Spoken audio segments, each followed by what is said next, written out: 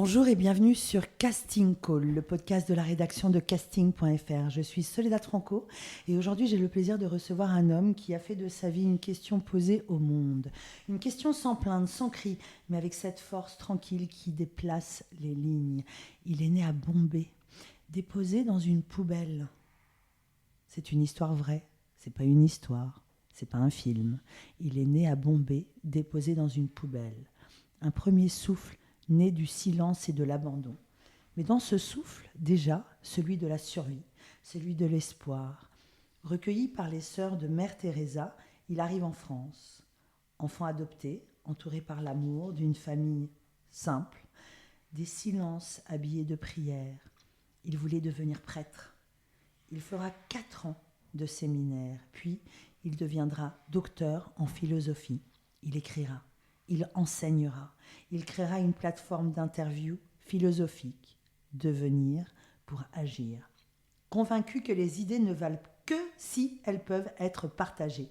Que la pensée, pour exister vraiment, doit descendre dans la rue, sur les ondes, dans la voix de chacun. Il veut transmettre, non pas sa souffrance, mais la puissance de ses liens et cette résilience qu'il incarne. La trajectoire d'Emmanuel Leclerc est un exemple de résilience, où le pouvoir des rencontres de la foi et de la philosophie joue un rôle central et salvateur. Son récit nous rappelle que nous ne sommes pas responsables de la vie que nous avons reçue, mais de celle que nous avons à transmettre. Son rêve que son histoire devienne un jour une série, une fiction, non pas pour le récit de soi, mais pour dire, pour partager à ceux qu'on n'entend pas, à ceux qu'on n'attend pas.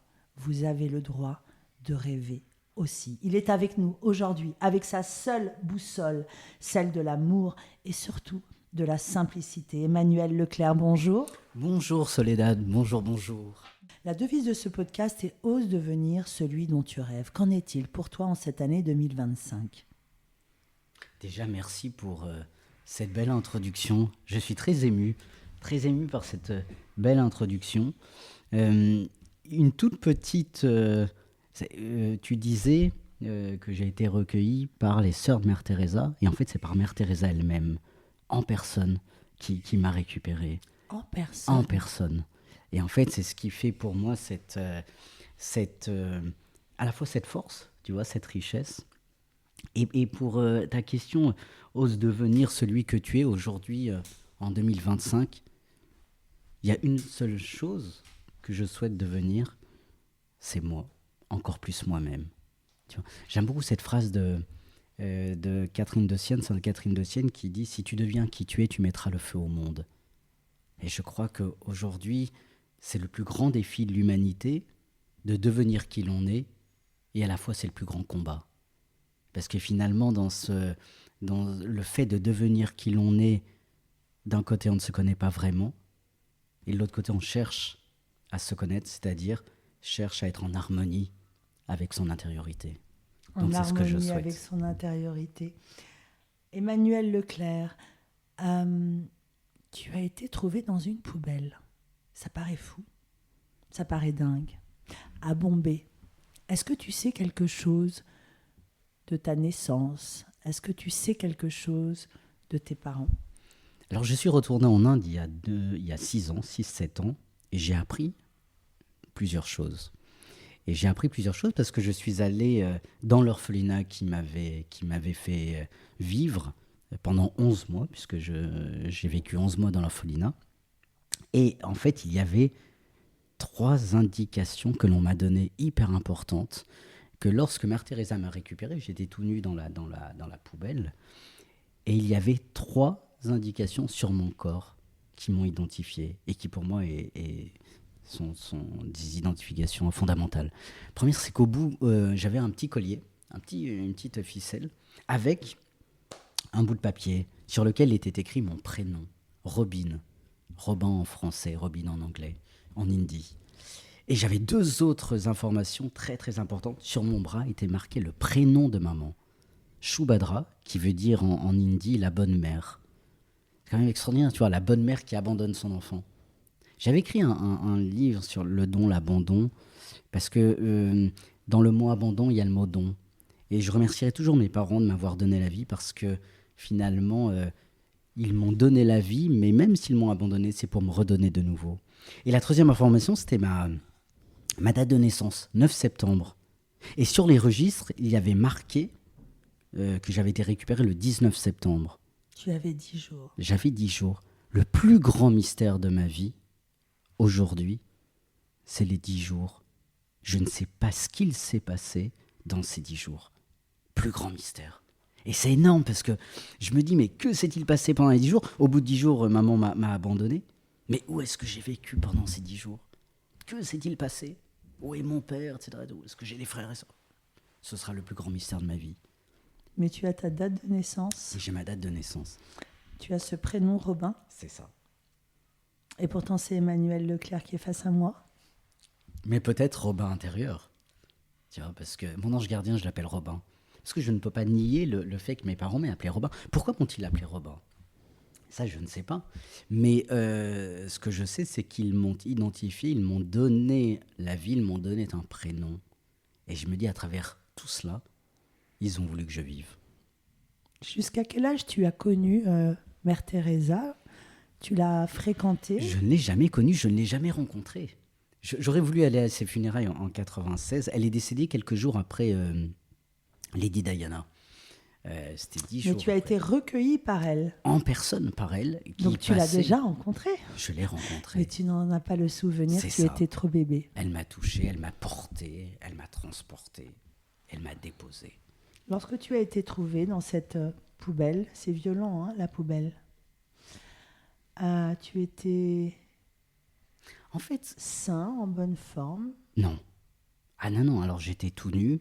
Et en fait, pendant 11 mois, et ça je l'ai appris, tu vois, là aussi, avec les sœurs, quand je suis retourné en Inde, il n'y avait pas à cause de la pauvreté, je n'ai été nourri qu'avec de l'eau et du sucre pendant 11 mois. Je n'ai jamais eu une goutte de lait. C'est peut-être pour ça que maintenant j'aime énormément le sucre, mais malheureusement j'ai fait du diabète, donc il faut que je fasse attention. Mais le sucre, pour moi, c'est une partie de ma vie. Et cependant, je me suis dit, de l'eau et du sucre, l'eau c'est quand même vital. La genèse de la vie. Tout à fait, la genèse de la vie. Et le sucre, la douceur. Tout à fait, voilà. Et je me dis, j'ai vécu comme ça pendant 11 mois. Ils m'ont donné à boire et à manger, plus à boire finalement. Mais ils m'ont sauvé la vie. Mère Teresa m'a sauvé la vie. Et à 11 mois, qu'est-ce qui se passe? Il y a 11 mois, j'étais adopté par une famille qui habite dans le sud de la France, dans la Drôme, qui ont adopté 5 enfants. 2 Indiens, 2 Français, un Haïtien. Et ils ne pouvaient pas avoir d'enfants. Ils avaient construit une grande maison. Et quand ils ont su qu'ils ne pouvaient pas avoir d'enfants et qu'ils avaient construit cette maison, ils ont dit que cette maison, on veut que cette maison soit faite pour une petite communauté. Et donc ils se sont mis à adopter. Des gens bien. Formidable. D'une bonté, d'une générosité. Des gens français? Français, tout à fait. Tous les deux. Parle-moi de tes parents. Oui, tous les deux des gens français. Papa était menuisier et maman était mère au foyer, parce que c'est vrai que pour adopter 5 enfants, dans un petit village, aujourd'hui papa est maire de ce petit village, un tout petit village, 152 habitants. Voilà, tu as vraiment le... Et je crois que dans ce village, j'ai appris, et de par mes parents, j'ai appris ce qu'était la simplicité, l'authenticité. Mes parents ne roulaient pas sur l'or, et cependant, ils nous ont transmis les belles valeurs. Les valeurs de partage, de réunion. Tout à fait. Dans la Drôme, en plus. Parle-moi de ton enfance avec 4 autres enfants. 4 autres enfants. Tu étais l'aîné. Je suis le deuxième. J'ai une sœur aînée indienne. Et en fait, la richesse de nos parents, c'est qu'ils ne nous ont jamais comparés. C'est-à-dire qu'on venait de contrées complètement différentes, de familles différentes, d'identités différentes, et ils nous ont accueillis tels que nous étions. 2 frères, 2 sœurs. 2 frères, 2 sœurs. Et en fait, j'ai eu mon enfance... Alors, j'ai eu une enfance heureuse, vraiment heureuse. Ils t'ont adopté à 11 mois, ils sont allés te chercher à Bombay. Je suis arrivé à Paris. Voilà, à 11 mois. Et en fait, c'est marrant parce que je suis arrivé... Alors, j'ai des souvenirs par une photo. Enfin, à 11 mois, tu n'as pas de souvenirs. Mais les parents ont pris une photo quand je suis arrivé à l'aéroport. Parce qu'il y avait un autre garçon qui venait du même orphelinat que moi, qui s'appelait Emmanuel. Ses parents lui leur avaient donné, parents belges, sauf que moi je restais en France, dans la Drôme, et lui partait en Belgique. Et j'ai cette photo, c'est énorme, j'ai cette photo des deux Emmanuel qui venaient du même endroit et qui se séparaient. Je ne sais pas où est passé mon confrère, mon frère Emmanuel, mais s'il m'entend, salut Emmanuel. Raconte-moi cette enfance. On t'a raconté d'où tu venais, comment as-tu grandi dans la Drôme. Ouais. Avec ce métissage aussi, tu portes cette couleur de peau. On a dû souvent te demander d'où tu viens. Raconte-moi un peu comment s'est construite ton identité et surtout de quoi tu rêvais enfant. Alors, mon identité s'est construite. Alors, c'est marrant parce que on est de couleurs de peau différentes avec mes frères et sœurs, si bien que papa, on lui a demandé avec combien de femmes il avait couché. Tiens, parce que c'était vraiment, on avait une famille avec des couleurs de peau différentes. Mais les parents vous racontaient que vous étiez adopté? Complètement. Ils nous ont toujours dit, dès le début, qu'on était adoptés. Et ils ont accepté finalement, tu vois, le fait de comprendre cela et de l'intégrer. Tu vois. Moi, j'ai jamais eu de problème pour l'intégrer. Et en fait, mon enfance s'est très très bien passée, mais avec beaucoup de difficultés. Beaucoup de difficultés parce que je n'ai jamais eu des capacités intellectuelles pour faire des études. Jamais. Jamais parce que j'avais souffert de malnutrition. Et en fait, j'avais beaucoup de carences alimentaires. Et de ce fait, je ne pouvais pas... voilà, j'avais beaucoup de pertes de mémoire, et ça, que j'ai toujours finalement, mais la vie est un combat, tu vois. Il faut si bien que j'avais tellement des difficultés à l'école. J'avais un frère qui était, on a à peu près le même âge, à quelques mois, et lui, il est surdoué. Il a sauté de classe, après il a fait Saint-Cyr, enfin voilà. Et finalement, on s'est jamais comparé. Et d'un autre côté, il m'a boosté. Tu vois, je me suis dit, mais attends, pourquoi lui, il y arrive et pas moi? Mais ça a été une galère, hein. Mes cours ont été une galère. On était à Die, dans la Drôme, le lycée de Die. Si bien qu'en seconde, le prof principal, prof d'histoire, prof principal, 3e trimestre, le lendemain du conseil de classe, nous dit, bah voilà, je vais faire un compte-rendu du conseil de classe, élève après élève. Il arrive à mon tour, sur moi, et donc c'était devant tout le monde. Et il me dit, Emmanuel, hier on a vu en conseil de classe que tu n'as pas les capacités intellectuelles pour faire des études. Voilà, tu n'as pas les capacités intellectuelles pour faire des études, donc on espère que tu aies les capacités manuelles et on te propose d'être groom dans un hôtel. Moi, en seconde, donc tu as 15 ans à peu près, je lui ai répondu, ça tombe très bien. Ça tombe très bien parce que je lui ai dit, papa, à son cousin à l'époque, papa avait son cousin qui était le patron, le directeur du Grès d'Albion à Cannes, donc sur la Croisette. Et je lui ai dit, ça tombe très bien parce que voilà, j'ai le cousin de papa qui est patron là-bas. Et il me dit, bah voilà, j'ai trouvé ta voie. Et le soir, je me suis dit, je vais le faire mentir. Je me suis dit, il faut que je fasse de ce que l'on me dit une force. Pourquoi m'a-t-il dit ça, tu vois? D'où sors-tu cette force? C'est extraordinaire ce que tu me dis. Ces phrases sont des lames de couteau. C'est ce qu'on appelle une injonction.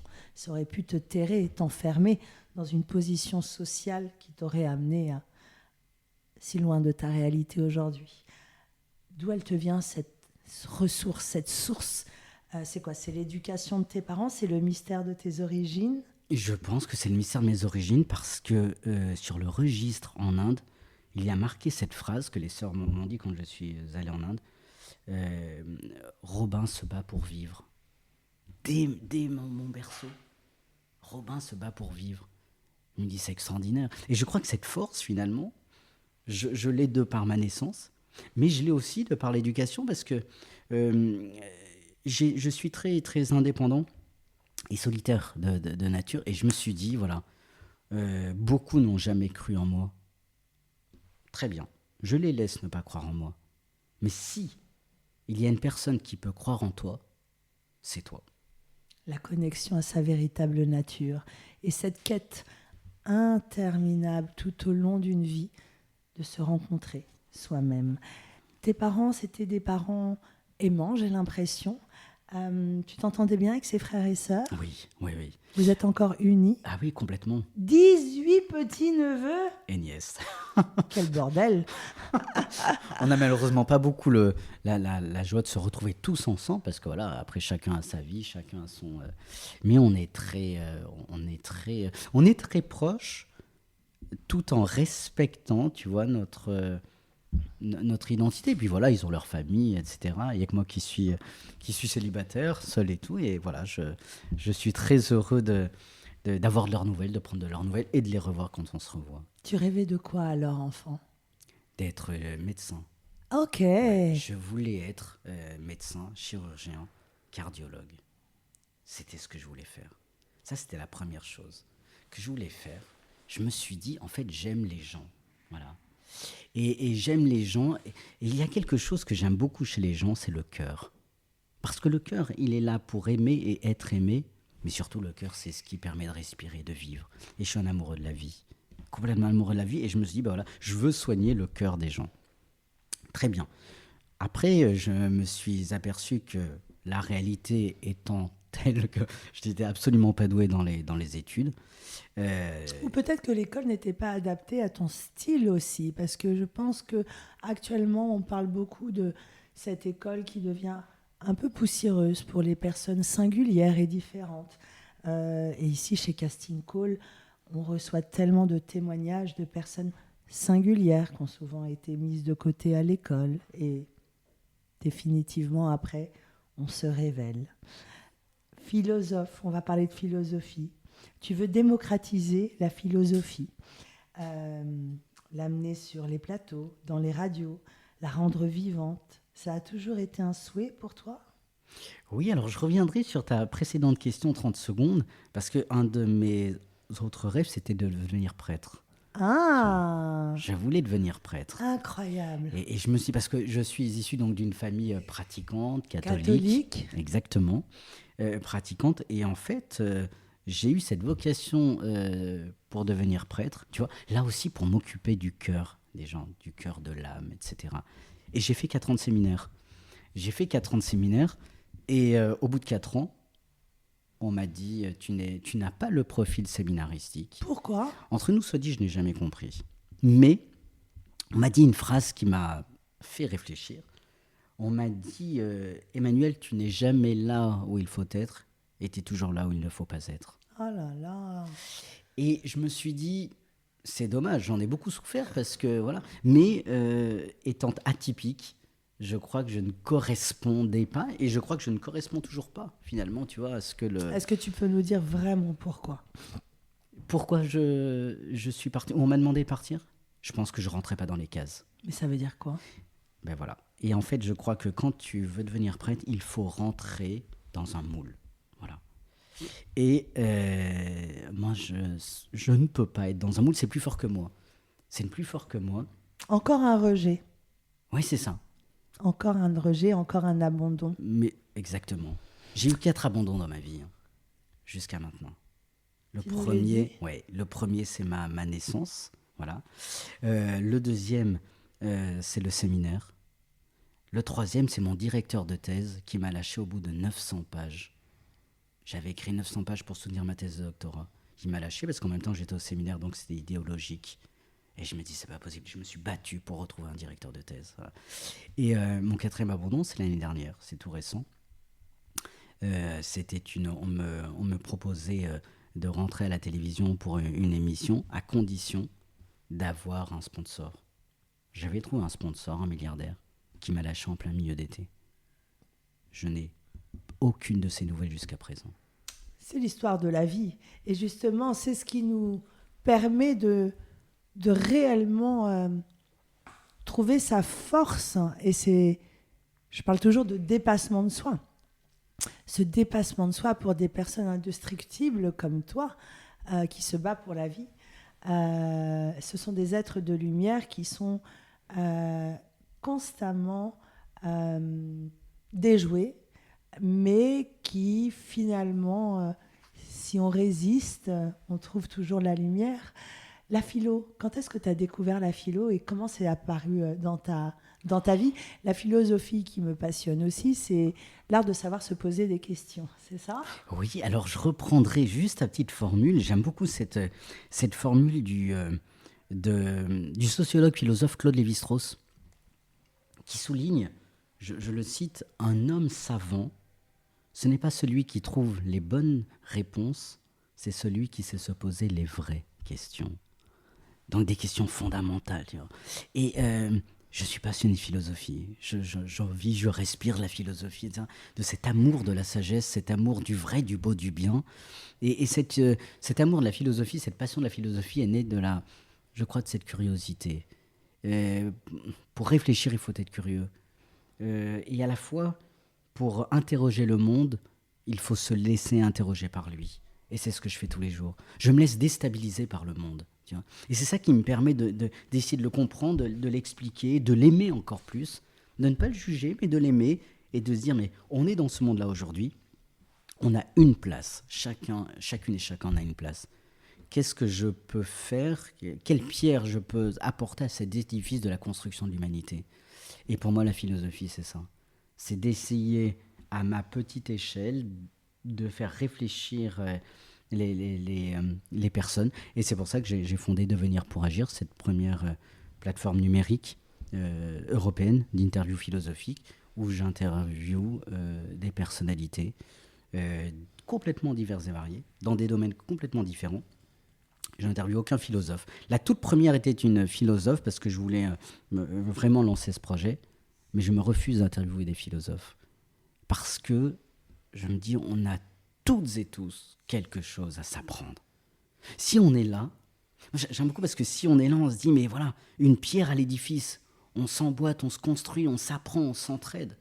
Voilà ce que devrait être la vie, tout simplement. La vie d'entrepreneur, Emmanuel Leclerc.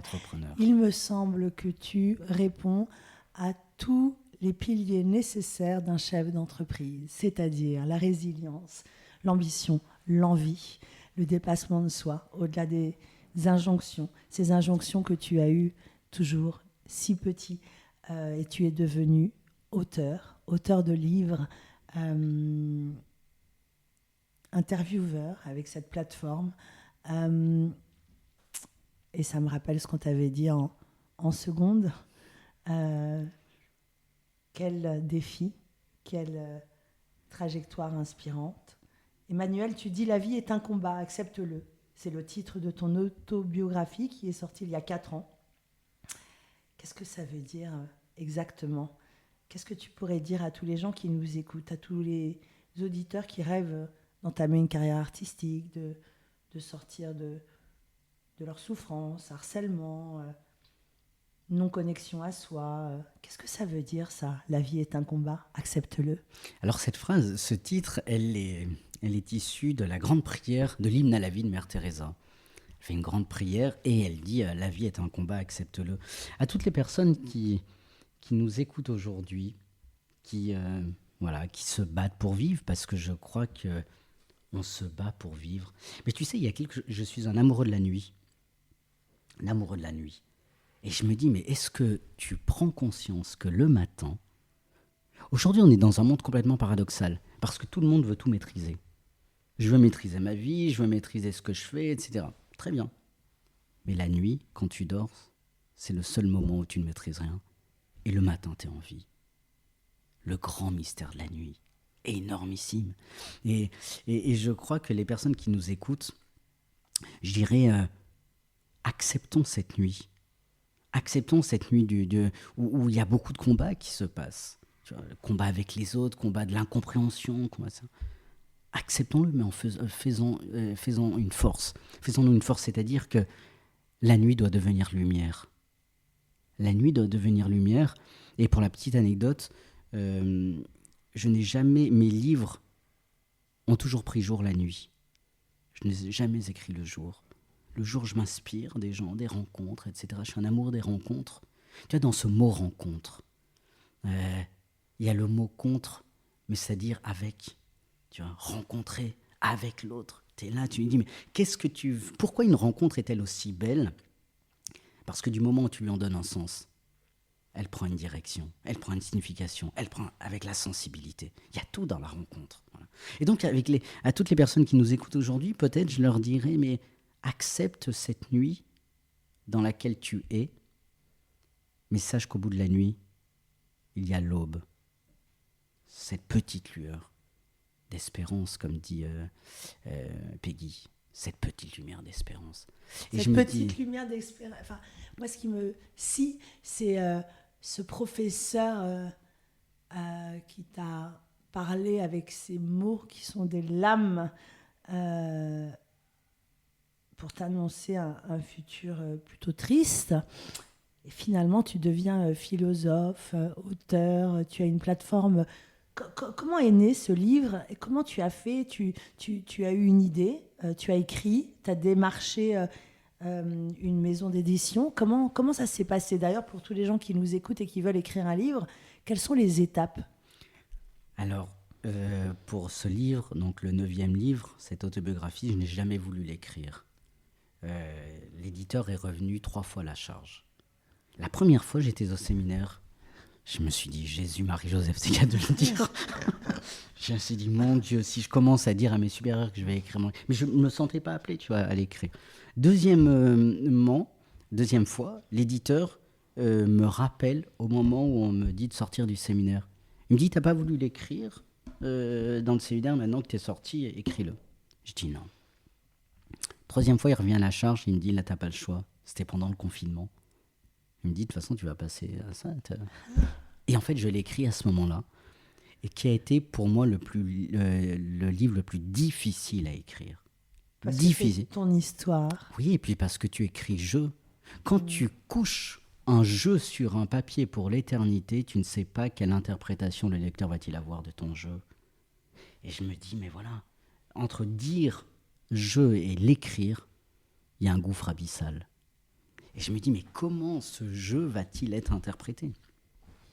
Voilà, et c'est comme ça que j'ai accepté ce défi. Et récemment, tu as édité un merveilleux livre qui s'appelle « À toi, lettres philosophiques à la jeunesse européenne ». Aïe, aïe, aïe, quel espoir. Cette lettre est pour toi. Je t'écris ces quelques lignes pour te rappeler que la première et plus belle entreprise au monde, c'est toi. Une entreprise se construit pierre après pierre, dans la patience et la persévérance, dans les victoires et les échecs, dans les joies et les peines, dans la vérité et la liberté, dans le don et le pardon, dans la promesse et le service. Tu as le pouvoir de changer le monde, alors crois en toi et engage-toi afin d'écrire le prochain chapitre de notre histoire collective. Ça pourrait être mes mots, le développement collectif. On a vraiment l'impression que toute ton histoire, toute cette résilience, tous ces séminaires, toute cette foi en toi est une volonté de changer le monde. Raconte-moi, parle-moi de ce livre. Je voudrais tout d'abord reprendre ta dernière phrase, changer le monde. Je ne souhaite pas changer le monde. Je n'ai pas cette prétention-là, mais je reprends cette phrase de Mère Teresa, phrase très connue, qu'un jour dans l'avion, un journaliste lui posait la question, Mère Teresa, le monde va mal, que faut-il faire? Que faut-il changer? Mère Teresa avait cet esprit de synthèse. Elle a répondu en 3 mots. Elle a dit, vous et moi. Vous et moi. C'est-à-dire, si on veut que le monde change, changeons de regard sur le monde, et le monde ira mieux. Et cette lettre, c'est simplement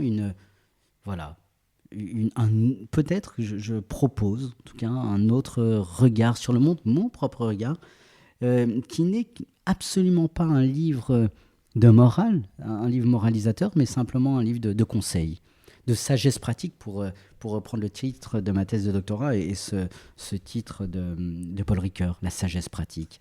J'adore cette phrase, la sagesse pratique.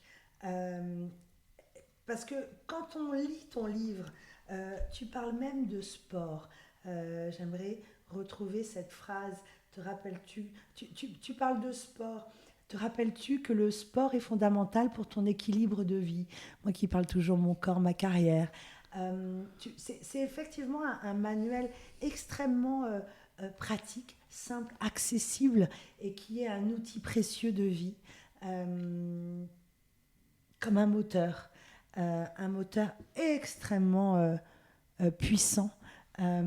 Et encore une fois, lorsque tu dis j'aurais voulu être médecin, on a l'impression que tu l'es, hein, médecin, avec cette philosophie constante et à démocratiser, à partager. On a parlé de rencontres tout à l'heure. Il me semble que le mouvement et les rencontres sont créateurs. Quelle est ta plus belle rencontre ? Tu as un carnet d'adresses énorme et très puissant. Quelle est ta plus belle rencontre déterminante dans ta vie professionnelle ? Alors, toute rencontre est unique, toute rencontre est belle. Il y a une rencontre, entre autres, qui m'a beaucoup marqué, c'est avec le milliardaire Moed Altrad. Le milliardaire syrien. Syrien, qui... c'est un homme extraordinaire, d'une humilité et d'une humanité. Alors, qui est cet homme ? Quand on lit son autobiographie, Badawi, qui veut dire bédouin, il raconte tout son parcours. En Syrie, et par exemple, il raconte que ses copains syriens à l'école voulaient l'étouffer dans le sable parce qu'il était major de sa promotion, il réussissait tout, et par jalousie, tu vois, ils lui ont fait des misères. Et en fait, il a eu cette chance d'être arrivé major au bac, enfin pour tous ses examens, et il a eu cette possibilité. On lui a offert une bourse. Le gouvernement syrien lui a offert une bourse pour aller poursuivre ses études. Il est arrivé en France. Il est arrivé à Montpellier et il vendait ses propres vêtements qu'il avait sur lui pour commencer à vivre. Voilà. Et quand il nous raconte tout ça, et maintenant il est devenu milliardaire. Et moi, ce qui me fascine le plus, les gens qui me font le plus grandir, c'est les gens qui sont simples, qui sont humbles, qui sont vrais, qui sont authentiques. C'était pour moi une très très belle rencontre. Il y a une autre rencontre qui m'a marqué à vie, c'est Jean-Paul II. J'ai rencontré le pape Jean-Paul II. Ah là là, extraordinaire. Enfin, des rencontres, toutes les rencontres sont belles. Et je me dis, mais parfois il n'y a pas besoin de... Les plus belles rencontres, ce ne sont pas celles où il y a de la parole, du dialogue, je crois, qu'il y a simplement un regard. Le regard est la plus belle rencontre. Parce que dans le regard, tout se construit, tout se lit, tout se voit. Et ce monsieur syrien, Mohamed Altrad, tu l'as rencontré par hasard ? Le hasard n'existe pas. J'ai enfoncé les portes pour le rencontrer. Pour la petite anecdote, j'ai mis 4 ans pour l'avoir. 4 ans pour une interview de 30 minutes. Un jour, on me donne un numéro. J'étais au séminaire. Il y a une journaliste qui vient... alors là, il faut que je me permets de raconter cette petite anecdote parce qu'il y a une journaliste qui vient au séminaire pour interviewer les séminaristes. Et on m'avait demandé de ne pas faire partie des séminaristes interviewés. Voilà. Je n'ai rien dit. Voilà. Très bien. Et puis cette journaliste, je me retrouve au déjeuner avec elle. Et elle m'a dit, mais je ne vous ai pas interviewé. Je lui dis non, je n'ai pas eu l'autorisation de... Voilà. Et elle me dit, il y a quelque chose en vous quand même. Il y a quelque chose qui... Voilà, je ne vous interviewerai pas parce que vous n'avez pas eu l'autorisation. Mais elle me dit, il y a quelque chose en vous qui m'interpelle. Voilà. Et je lui dis, vous savez... Et donc, je lui raconte mon parcours. Et elle me dit, mais vous savez, il y a un parcours un peu semblable au vôtre. C'est de Altrad, Moed Altrad. Et elle me dit, écoutez, si vous voulez le rencontrer, je l'ai interviewé il y a 3 ans.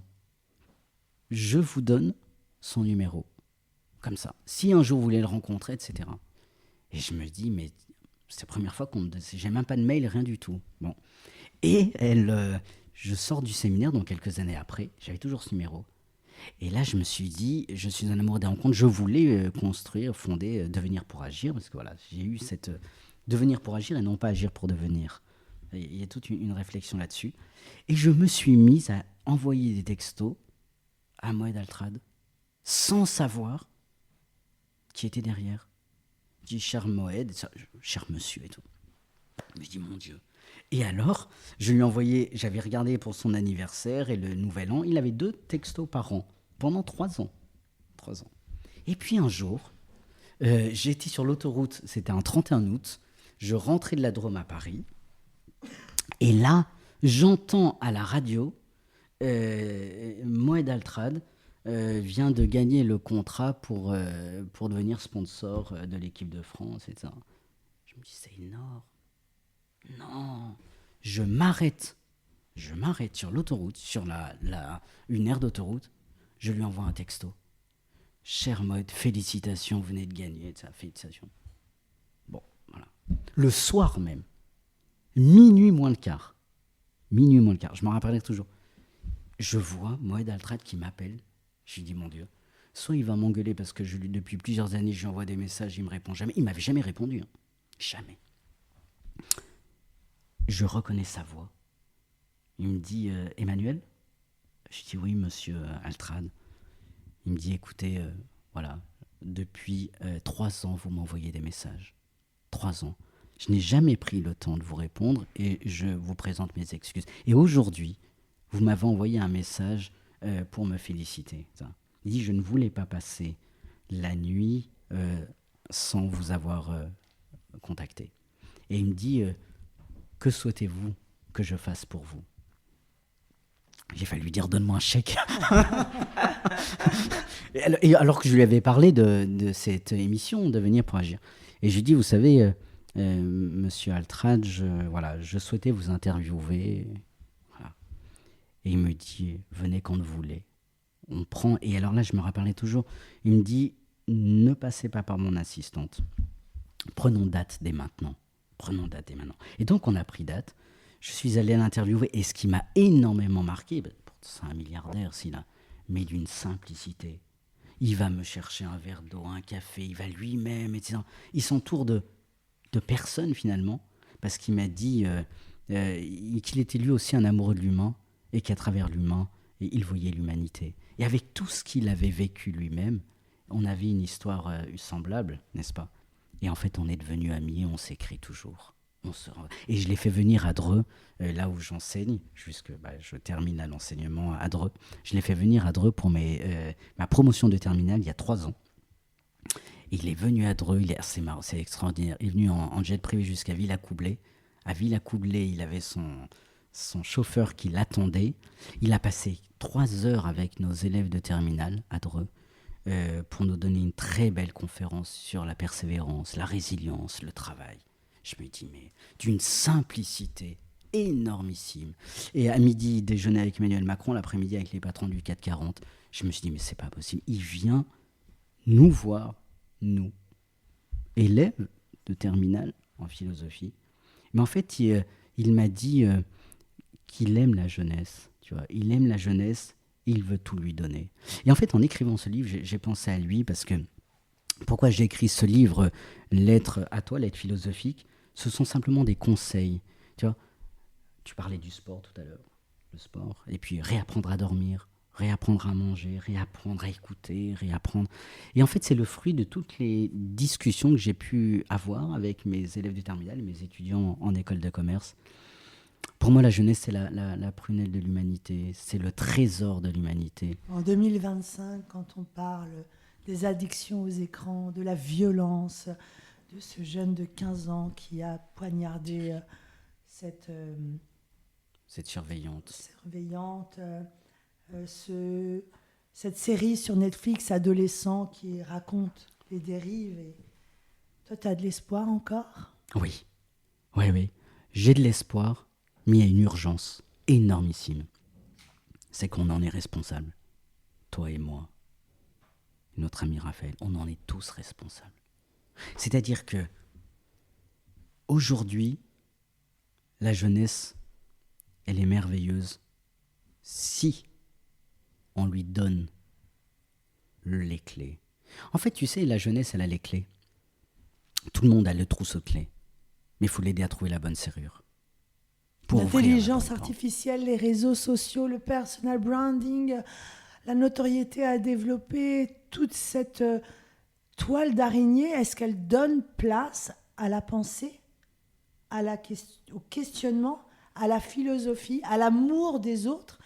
Est-ce que cette société qui devient de plus en plus violente, ici chez Casting Call, on parle du milieu artistique, et je dis toujours que devenir un artiste, c'est pas devenir riche et célèbre, c'est juste se mettre au service d'histoire et d'interprétation et de texte.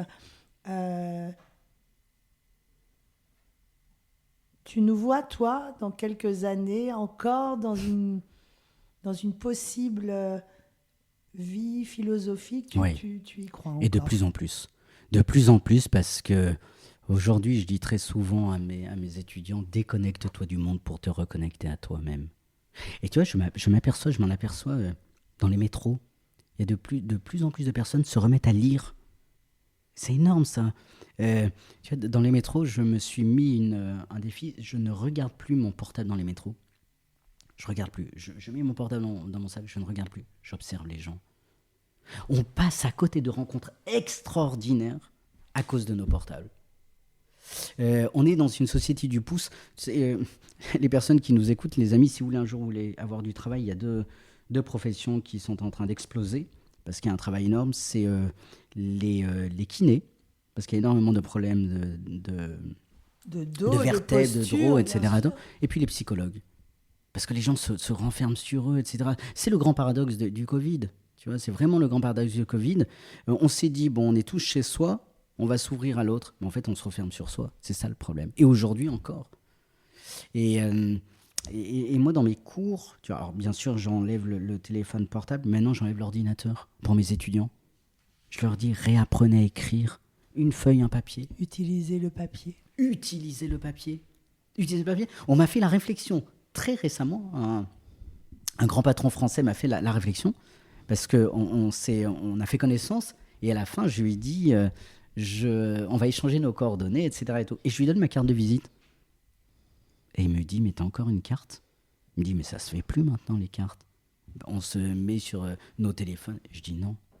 Ah non. Crayon, carte. Tu te réapprends à écrire, tu vas réapprendre. Et non, et je trouve que c'est tellement beau, tu vois. Tu dis que tu écris pour devenir toujours plus qui tu es. Est-ce qu'aujourd'hui, tu as récupéré ta véritable identité? Est-ce que tu t'es rencontré? Est-ce que tu as réussi à révéler ta singularité? Comment se fait-il que pendant 4 ans, tu es et tu persistes dans ce séminaire tout en étant mis à l'écart? On t'a pas viré, on t'a pas mis ailleurs. Ah, je l'ai pris pour un comme on me virait, quoi. Je l'ai vécu comme ça. Rejet. Comme un rejet. Mais c'était pas un rejet. Mais c'était pas un encore rejet. Là. C'est ça. Donc mi-figue et mi-raisin. Qu'est-ce ça. qu'il faut d'après toi? Est-ce qu'aujourd'hui tu es, j'allais dire Robin? Mais oui. Oui. Ne faudrait-il pas récupérer enfin cette identité? Oui. Aujourd'hui, je suis Robin. Je suis moi-même. Je suis moi-même, et quand je vois mon parcours, j'aime beaucoup cette phrase du cardinal Newman qui dit on ne rencontre jamais Dieu au quotidien, mais c'est plus tard en voyant son passé qu'on voit le chemin qu'il nous a tracé. Et quand je me retourne sur mes 42 ans, je me dis, mais voilà, Dieu m'a fait passer par-ci, par-là, il m'a fait rencontrer les gens pour devenir aujourd'hui qui je suis. Celui qui a été viré en seconde devient professeur des écoles. Qu'est-ce que tu enseignes? L'être. Être soi. Devenir qui l'on est. Et je crois que la philosophie, c'est vraiment la discipline par excellence de devenir qui l'on est, c'est-à-dire cet amour du vrai, du beau, du bien, cette sagesse. Cette sagesse. Comme quoi la vie est une série de galipettes, une série de... Tous ces personnages qui persistent, qui résistent, qui écrivent pendant 3 ans à une personne qui ne lâche pas, qui ont cette envie redoutable de vivre, de partager, finissent toujours par réussir, et tu en es l'exemple. J'invite absolument tout le monde à à lire tes écrits. Ce dernier, à toi, Lettres philosophiques à la jeunesse européenne, qui m'apparaît comme un manuel ultra facile, pratique et qui nous aide dans notre quotidien.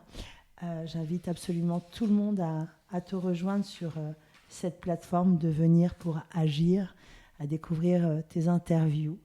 Quel joli témoignage. La vie est un jeu. La vie est un jeu. C'est ce que dit Mère Teresa dans sa prière. Elle dit la vie est un jeu. Dans son hymne à la vie, elle en parle. La vie est un jeu.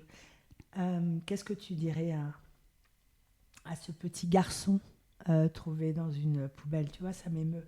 Si l'enfant t'écoutait, ce petit Romain, qu'est-ce que tu lui dirais? Merci. Bats-toi. Merci. Avance. Sois toi, sois toi-même. Ne doute pas de toi.